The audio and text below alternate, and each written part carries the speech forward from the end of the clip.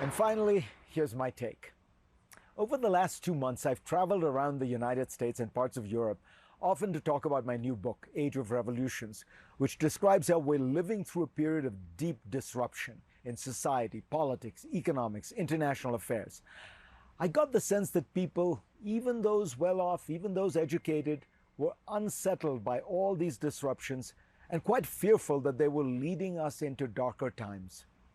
Many of the questions at my book talks went something like, is there anything to be hopeful about these days? After Thursday night's depressing debate, people are feeling more despair than ever. So I want to explain to you why, despite all the dangers, I remain an optimist. In Europe, many are fearful that a Trump victory in November could lead them into a new and dangerous world. They believe that America could turn its back on Europe, unraveling the continent's security architecture. As one European statesman said to me, we in the West have lived in a stable, peaceful, open world, and we take it for granted. But we now face all these challenges, external and internal, and it can all come apart.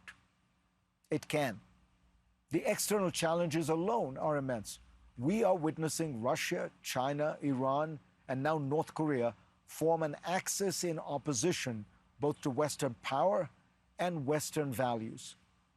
And yet, the return of great power competition is having an interesting effect.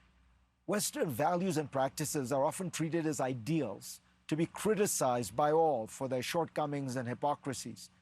But increasingly, they have to be judged against the alternatives. If you don't like a world dominated by Western power and ideas, would you prefer Russian or Chinese ones? In a new poll commissioned by Ipsos and King's College London to coincide with my delivering this year's Fulbright Distinguished Lecture at Oxford, the shifting global mood is evident. Surveying nearly 24,000 people in 31 countries, the study found that people were thinking more seriously and critically of the growing power and influence of the autocratic powers.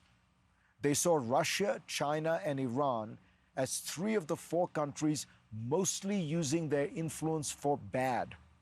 And this represented a souring of views on all three countries since the last time the survey was conducted in 2019.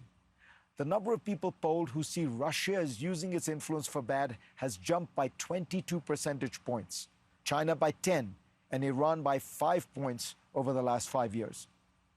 The other country on that list of four is Israel, a sad state of affairs which should come as a wake-up call to Israelis.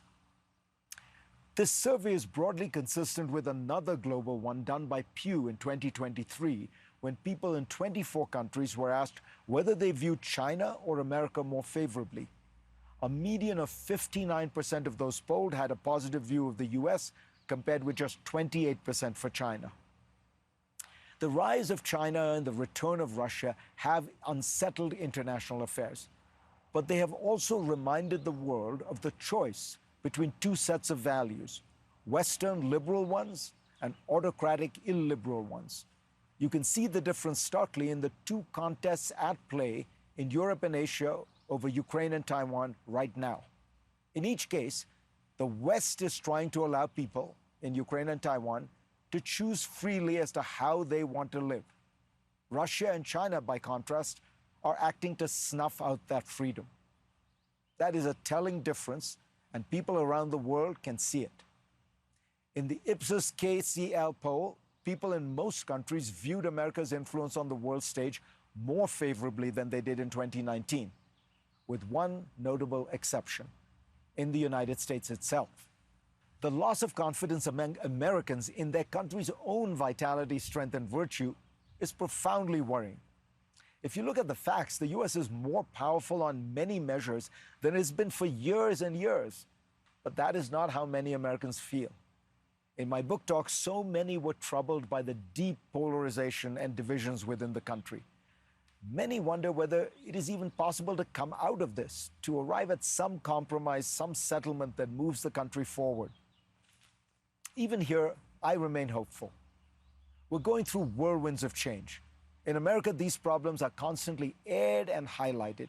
We wash our dirty laundry in full public view. The talk of our failings convulses our political system. We will have to work through these problems. But surely that is better than repressing them, coercing people to conform, and presenting a North Korea-style facade of unity to the world. And these surveys I mentioned suggest that people around the world can tell what is real and what is fake. When confronted with a choice, most prefer the West and its values, warts and all. If you're looking for a summer read, by the way, you can order my new book at cnn.com/Fareed. You can also go there for a link to my Washington Post column this week.